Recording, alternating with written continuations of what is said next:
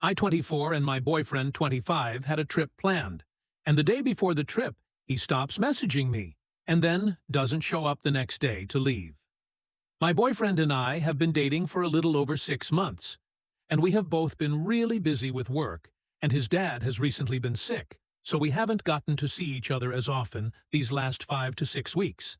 So about a month ago, we decided to plan a vacation during a national holiday that is going on right now. We both are early in our careers and don't make much, but we decided to use a bit of savings and fly to a nearby country and have a beach vacation, stay in some hotels, swim, and the lot. We've both been so excited for this trip. He's planned most of the general stuff, which days and times we should fly. He booked all the hotels.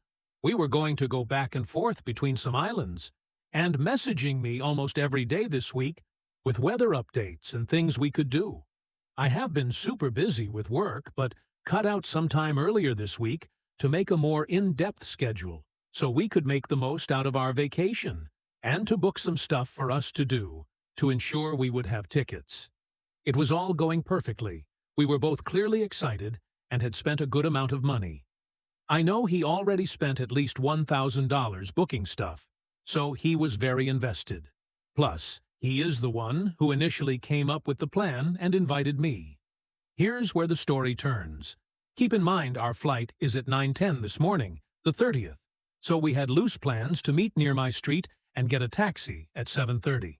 Yesterday, the 29th, I have Wi-Fi issues at my apartment, so I don't get a good morning message. When we first started dating, I kind of found these a bit annoying, but I've grown to love them so much.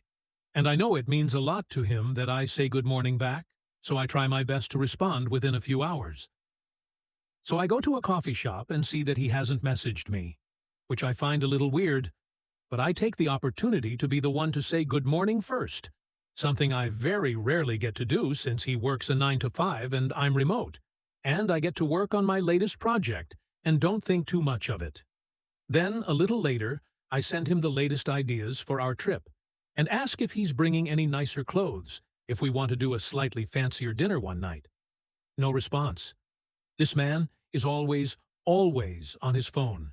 He responds so fast sometimes it gives me whiplash, and it's been hours and nothing. But I know he's at work, and I feel a little crazy for even thinking anything of it. I accidentally leave him for hours sometimes because I'm not as attached to my phone, so it's not a big deal if he doesn't respond quickly. But it is weird for him. A few hours later, I send him a booking confirmation. No response. I finish my work and go home. Then 5:30 rolls around, and I know he should be off work. I message him again, and no response. An hour later, I message again because I'm getting worried he isn't messaging back the night before our flight. No response. I call him a couple times, and he doesn't pick up, so by 7:30 I'm stressing out, and I walk over to his apartment, a 5-minute walk from mine. His bike is outside his door, but I knock for 20-ish minutes, and no response. I'm trying to come up with excuses. Maybe he had to work super late. He's at dinner? His phone is dead or broken. I go home and just pack and go to sleep. This morning, still nothing. We plan to leave at 7:30, so I get ready as I would have and try calling him a few times. At 7:30, I go out to the street corner where we normally have met before and wait. To get to the airport in time to check in, we have to leave by 8 o'clock at the absolute latest. I message and call him the whole time and nothing. At 8:01, I head to his apartment again. I'm pounding on the door, calling him. There is nothing, no response. His shoes are there that I can see, his bike outside unmoved from the day before. We have missed our flight, so I request a refund on the site, while literally sitting against his door. I miraculously got the refund BTW, and I cancel any bookings I made, all of which went through. So I'm super sad about missing our vacation, but I want to emphasize that I'm not mad about the money. I was able to get it back. I'm scared at this point. He's been the perfect boyfriend. He brought flowers to my place when I got sick. He is always on time to pick me up for our dates. He plans things for us. We've never fought. I don't even think I've ever seen him annoyed with me. And I'm super annoying. The last time I saw him, the 24th, his last words to me were, "I love you," like 3 times. And then when I left me, message that he loved being with me. And then later, I got a goodnight message. Cut to today, and suddenly, it's radio silence. Nothing. I'm crying at this point, and accept that he's probably not home or I would have heard him, so I go home and just cry and get pizza and wine and message him approximately 100 million times, and try to call, and nothing. I haven't met his family yet, so I don't have their contacts. I've met a couple of his friends and workmates in passing, but didn't think to get any of their numbers. Why would I? I know the buildings where he works, but not where his office is, or the name of the company. It's not my native language, and names are really hard for me to remember, so he might have told me, but I forgot if he did.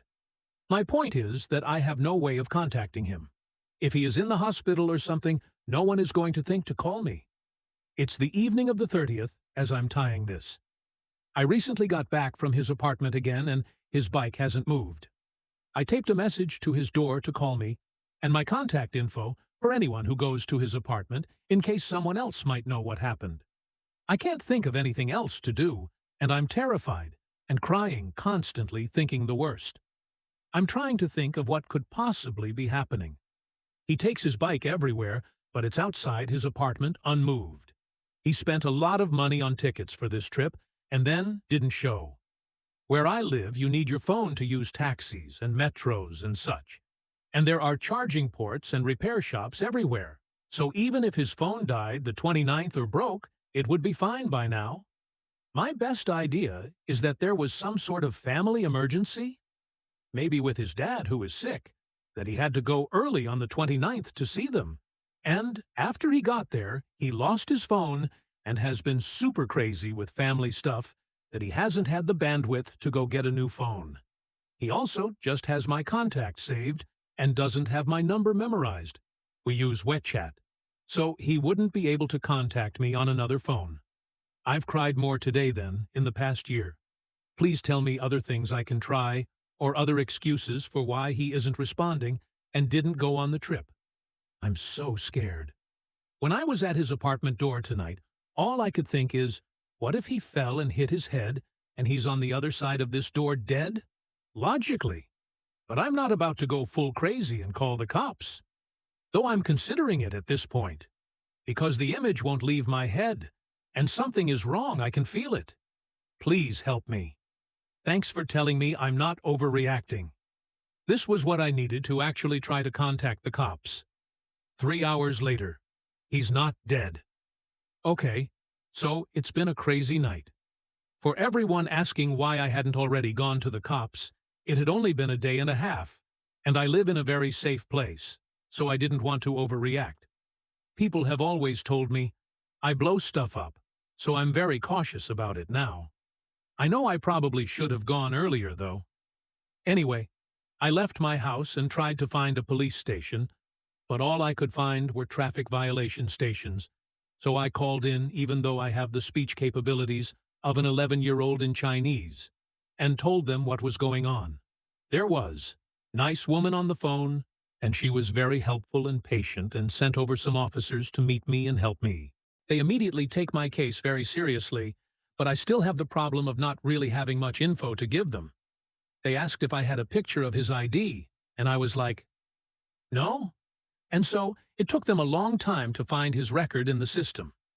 They were ready to go with me to do a house check, but then they got an update on the system and asked if I was okay going with them to the station, and I of course was. So I get there, and they ask me a few more questions like if we were fighting, no we weren't, etc. Then the officers who I'm talking to get a bit nervous, and one types something into his phone and shows me a translation, and it says, "Your boyfriend was arrested 2 days ago." I felt so many emotions, and I'm still reeling. I barely slept last night, and I have been worried sick and crying all day, and so I'm relieved that he's fine. He's not dead, or hurt, or sick, or in a coma, or something. But at the same time, has fucking arrested?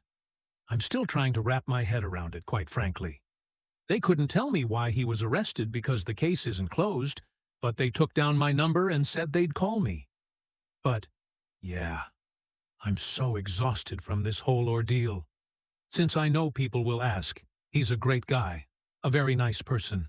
He does, however, have very little regard for rules and regulations. He is an asshole driver on his bike and often cuts off cars.